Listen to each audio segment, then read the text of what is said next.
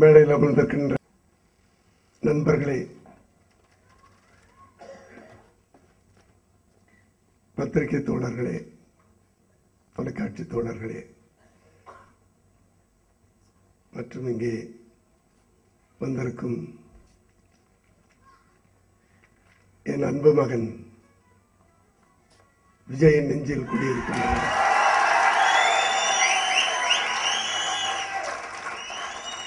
என் அருமை பிள்ளைகளே, எல்லோருக்கும் என்னுடைய வணக்கம். அதாவது நான் நிறைய படம் எடுத்துட்டேன், நிறைய கேசட் ரிலீஸ்லாம் பண்ணிட்டேன். அதனால் இந்த மேடை எனக்கு ஒரு சிறப்பான மேடை, ஒரு முக்கியமான மேடை, மறக்க முடியாத மேடை. இந்த மேடையில் என் குருவும் இருக்கிறார், என் சிஷ்யனும் இருக்கிறார்.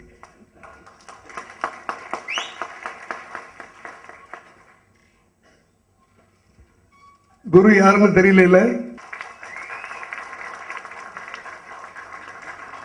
சினிமாவில் எனக்கு அரிச்சுவடி கற்றுக் கொடுத்தவர் வி.சி. குகநாதன் அவர்கள் என்னுடைய குரு. சிஷ்யன் யாருன்னு தெரியுமா?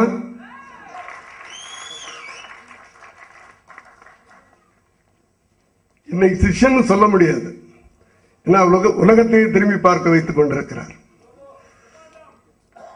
அதைத்தான் சொன்னேன், உலகத்தையே திரும்பி பார்க்க வைத்துக் கொண்டிருக்கின்ற ஒரு தமிழன். எனக்கு பெருமையாக இருக்கிறது.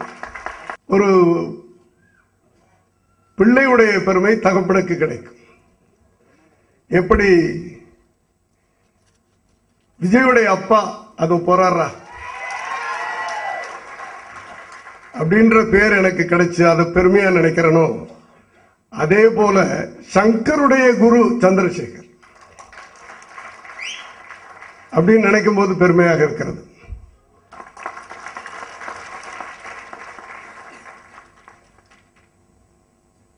அடுத்து ஜீவா, நான் கூப்பிடவே இல்லை, எனக்கு பெரிய பழக்கம் கிடையாது. அவங்க அப்பா எனக்கு நண்பர், பல காலமாக. என்னுடைய PRO அவர்கள் கூப்பிட்டிருக்காங்க, இந்த இடத்துல உட்கார்ந்து எனக்கு மரியாதை கொடுத்திருக்கிறார், அவருக்கு நன்றி.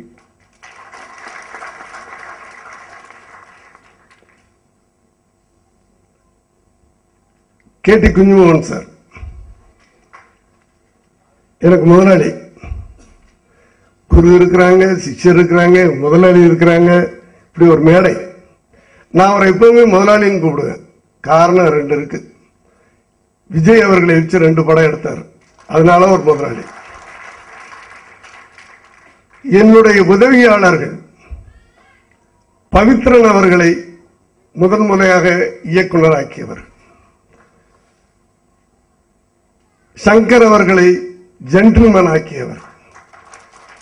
அந்த முறையிலேயே அவர் எனக்கு முதலாளி. அவர் இங்க வந்து உட்கார்ந்திருக்கிறார். அடுத்து தானு சாரை பத்தி சொல்லணும்னா, அவர் என்னுடைய நண்பர்னு சொல்லலாம், குடும்பத்தில் ஒருத்தர்னு சொல்லலாம். எல்லாத்த விட நான் என் குடும்பம் நன்றாக இருக்க வேண்டும் என்று ஆசைப்படுகின்ற ஒரு நல்ல மனிதர். அவரு சார், நான் ஒரு படம் எடுத்திருக்கேன், நீங்க வந்து பாருங்க அப்படின்னு கூப்பிட்டேன். ஒரு 2 நாளைக்கு முன்னாடி நாங்கள் ஃபர்ஸ்ட் காப்பி பார்க்கும்போது, அவர் ஃபர்ஸ்ட் காப்பி யாருக்குமே காட்ட மாட்டாங்க ஜென்ரலா, பொதுவாக. நான் அவரை வந்து நீங்க வந்து பாருங்கன்னு சொன்னேன். பார்த்துட்டு வெளியே வந்து ஏதாவது ஒரு ஏரியா நான் வாங்கிக்கிறணும், எவ்வளவு பணம்னு கேட்டார். நான் சும்மா விளையாடி சொல்றாருன்னு நினைச்சேன். அடுத்த நாள் காலையில் ஃபோன் பண்ணி எங்க இருக்கிறீங்கன்னு கேட்டார். ஆபீஸ்ல இருக்கேன்ற 10 ரூபா செக் எடுத்துட்டு வந்துட்டார். ஏதாவது ஒரு ஏரியா எனக்கு வேணும், இந்த படம் உங்கள் கோபத்தில் நானும் பங்கெடுத்துக் கொள்ள வேண்டும் என்று சொல்லி இந்த படத்தை வாங்கினார். இப்படி நான் அழைக்காமலே வந்திருக்கின்ற என் நண்பர், அவரை வந்து நான் வந்து எடிட்டர் மோகன் சொல்லலாம், ஆனா வேற விதமா சொல்றேன், கோச்சு கூடாது. நான் எப்படி விஜயுடைய அப்பா அப்படின்னு சொல்றேனோ, ஜெயம் ராஜாவுடைய அப்பா, ஜெயம் ரவியுடைய அப்பா, அவருக்கும் என்னுடைய நன்றி. மற்றபடி இங்கே இந்த படத்தில் வேலை செய்த அத்தனை பேருக்கும் என் நன்றியை தெரிவித்துக் கொள்கிறேன். எனக்கு முன்னாடி பேசினவர் திடீர்னு எனக்கு பரிச்சயமானவர். அவர் தமிழ் என்னை கவர்ந்தது. அந்த தமிழுக்குள்ளே இருக்கின்ற ஆழம், சும்மா தமிழ் பேசாம அதுக்குள்ள ஒரு ஆழம், ஒரு அந்த அந்த திடீர்னு ஒரு இடத்துல பார்த்து பிடிச்சது. இந்த தொகுதி நீங்க தான் இதுக்கு தொகுத்து வழங்கணும் அப்படின்னு சொல்லி கொண்டு வந்தேன். அவர் இந்த படத்திற்கு விளக்க உரை அளிக்க வேண்டும் என்று சொல்லியிருக்கிறார். சட்டப்படி குற்றம் இந்த படத்தின் பேர். நீண்ட வருடங்களுக்கு பிறகு நான் எடுத்திருக்கின்ற நீதிக்கு தண்டனை சட்டப்படி குற்றம். நீண்ட ஆண்டுகளுக்கு பிறகு நான் எடுத்திருக்கின்ற படம் நான் சிகப்பு மனிதன். நீண்ட வருடங்களுக்கு பிறகு நான் எடுத்திருக்கின்ற சட்டம் ஒரு இருட்டறை, சாட்சி. இப்படி இந்த வரிசையில் தான் சட்டப்படி குற்றம். இது ஒரு சிலர் கேட்பாங்க, இது இவங்களுக்கு எதிராக எடுத்த படமா அவங்களுக்கு ஆதரவா எடுத்த படமா? சமூகத்தில் நடக்கும் அவலங்களை தோலுரித்து காட்டுகின்ற படம். அதுதான் நான் சொல்லுவேன். பலவிதமான அவலங்கள், அசிங்கங்கள், கேவலங்கள், ஒரு தமிழனாக தாங்கிக் கொள்ள முடியாத பல விஷயங்கள் சட்டப்படி குற்றமாக என் கண்களுக்கு பட்டது. அதை தொகுத்து எடுத்திருக்கிறேன்.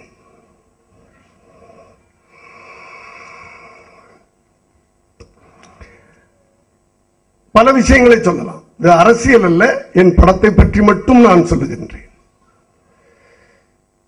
தேர்தலுக்கு 50 லட்சம் ரூபாய் செலவு பண்ணி ஜெயிச்சுட்டு 50,000 கோடி சம்பாதிக்கிறாங்களே, அது சட்டப்படி குற்றம் இல்லையா?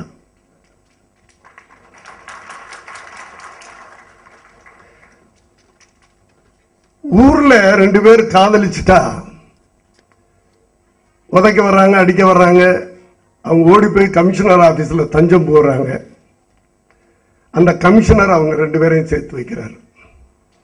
ஆனால் அந்த கமிஷனர் வீட்டில் அவர் பொண்ணு வேற ஒருத்தனை காதலிச்சுட்டா சேர்த்து வைக்க மாட்டேன்றார், பிரிச்சு வைக்கிறார். இது சட்டப்படி குற்றம் இல்லையா?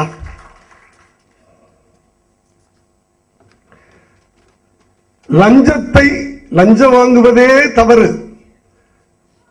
அந்த லஞ்சம் வாங்குறவங்களை கண்டுபிடிச்சு தண்டனை வாங்கி கொடுக்கிறதுக்கு ஒரு பிரிவு இருக்குது. அவங்களே கட்டுக்கட்டா லஞ்சம் வாங்குறாங்களே, அது சட்டப்படி குற்றம் இல்லையா?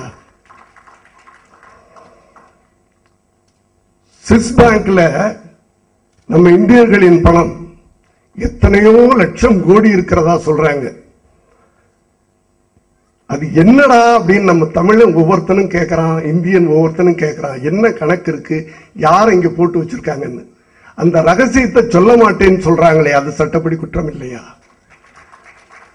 நான் மீண்டும் சொல்லுகிறேன், அரசியல் பேசவில்லை, என் படத்தை பற்றி பேசுகிறேன். என் படத்தை பற்றி மட்டுமே நான் பேசுகிறேன். தயவு செய்து குறிப்பெடுத்துக் கொள்ளுங்கள். இதை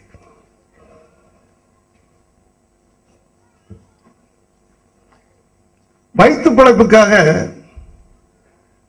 மீன் பிடிக்கிறது கடலுக்குள்ள போறான் தமிழன், திரும்பி வரமாட்டேன்றான்.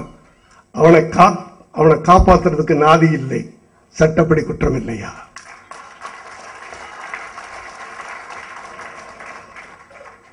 சின்ன விஷயம், ரோட்ல நடந்து போனா பொது கழிப்பறையா இருக்கு.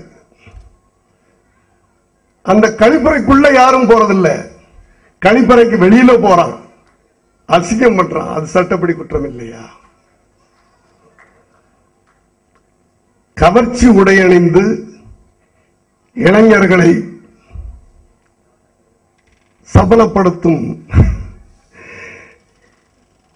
சில கன்னியர்களின் செயல் சட்டப்படி குற்றம் இல்லையா?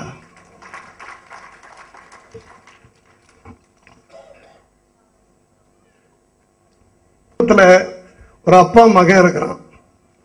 மகன் தப்பு பண்ணிட்டா அந்த தவறை சுட்டிக்காட்டி தன் மகனை நல்வழிப்படுத்துவது தகப்பனின் வேலை. அதை செய்யாத தகப்பனின் செயல் சட்டப்படி குற்றமில்லையா?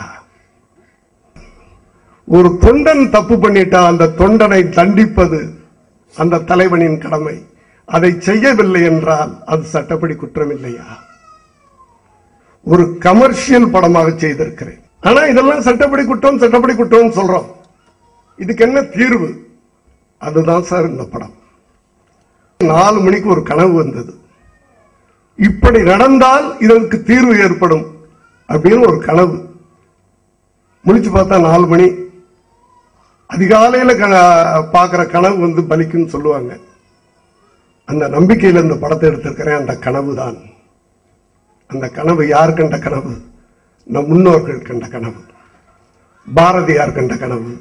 இப்படி நடந்தால் இப்படி சட்டப்படி குற்றங்கள் எல்லாம் நடக்காது என்பதை ஒரு ஜனரஞ்சகமாக ஒரு படம் எடுத்திருக்கிறேன். இது இவ்வளவு விஷயங்களை சொன்னேன்.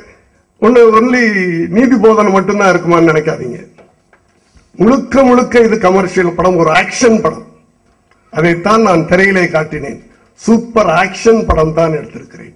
அதற்குள்ளே வாழைப்பழத்தில் ஊசி ஏற்றுற மாதிரி, வாழைப்பழத்துக்குள்ள பேதி மாத்திரை வச்சு கொடுக்கிற மாதிரி சில நல்ல விஷயங்களை சொல்லி இருக்கிறேன். தயவு செய்து இங்கே வந்திருக்கின்ற பத்திரிகை தொலைக்காட்சி தோழர்களை நான் தாழ்மையோடு கேட்டுக்கொள்கிறேன்.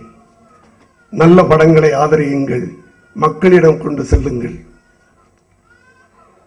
ஏன்னா பத்திரிகை தர்மம்ன்றது ஒரு பெரிய விஷயம். நான் பல இடங்கள்ல சொல்லுவேன். நான் காலையில் எந்திரிச்சதும் ஒவ்வொரு வீட்டிலையும் பால் பாக்கெட் வருதான் பார்க்கறது இல்லை, பத்திரிகை வருதான் பார்க்கிறோம். ஏன்னா அன்றைய நாட்டு நடப்பை தெரிஞ்சுக்கணும்னு அவனுக்கு ஆசை. அதே மாதிரி நல்ல விஷயங்களை மக்களுக்கு கொண்டு செல்லுங்கள் என்று உங்களை நான்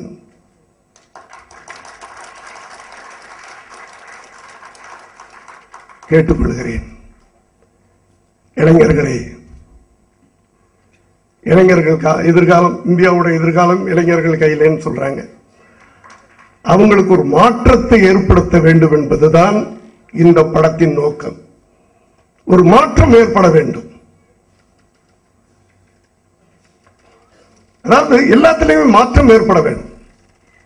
அந்த மாற்றம் நல்ல மாற்றமாக இருக்க வேண்டும். அதுவும் குறிப்பா இளைஞர்கள் மனதில் அந்த மாற்றம் ஏற்பட வேண்டும். ஆகவே அந்த இளைஞர்களையும் நான் தாழ்மையோடு கேட்டுக்கொள்கிறேன். இந்த படத்தை பார்க்கவில்லை என்றால் அதுவும் சட்டப்படி குற்றம்.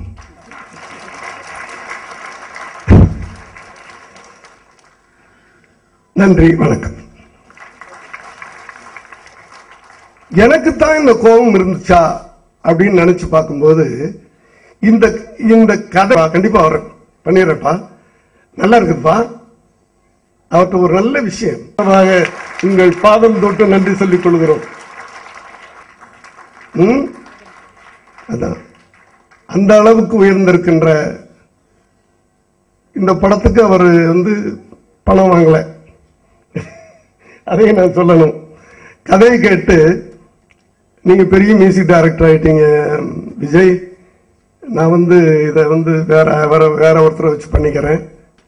இல்ல சார், இந்த படத்துக்கு நான் தான் மியூசிக் பண்றேன் அப்படின்னு பண்ணாரு. நீங்க என்ன செலவாகுதோ அதை கொடுத்துருங்க, எனக்கு ஒண்ணும் வேண்டாம். ஆனா அவ்வளவு பிரமாதமாக உழைத்திருக்கிறார். எந்த படத்தையும் இவ்வளவு சீக்கிரம் அவர் பண்ணதில்லைன்னு நினைக்கிறேன். நான் இந்த டேட் கமிட் பண்ற ஒரு கிரிக்கெட், நான் இந்த டேட்டுக்குள்ள கொடுக்கலன்னா கோபம் வரும். அந்த டேட்டுக்குள்ள அத்தனையும் செய்து முடித்து எனக்கு அவர் ஹெல்ப் பண்ணியிருக்கிறாரு. இப்படி என்னுடைய கோபம் எல்லோருக்கும் இருந்தது. அதனால்தான் இந்த படமும் இந்த அளவுக்கு வந்திருக்கிறது என்று சொல்லி மீண்டும் வந்ததற்கு நான் வருத்தம் தெரிவித்து விடைபெறுகிறேன். நன்றி, வணக்கம்.